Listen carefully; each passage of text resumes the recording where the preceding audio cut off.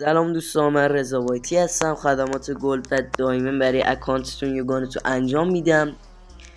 امروز اومدم با باگ قوی گردونی کریسمس که امروزه داخل کال آف اضافه شده و همین امروز بود. رفیقم من رو با این باگ آشنا کرد و خودش دیر رو گرفته و خواستم شما هم این یکی از گانی که دوست دارید رو بگیرید. به من دیر خبر داد وگرنه من هم میتونستم یکی دوتا از گان لجندایی که دوست داشتم بگیرم.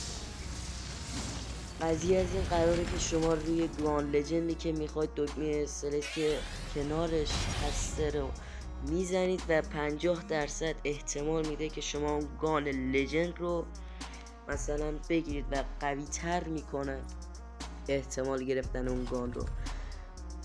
اولا شما روی اولین گان مثلا گذاشتید روی دیل گذاشتید میبینید چیز خوبی نمیده، سلکت کردید روی دیل میبینید چیز خوبی نمیده، عوض کنید سلکتشو با اولین گردون. دومین مثلا میذارید روی AK117 میبینید AK117 چیزای خوبی میده.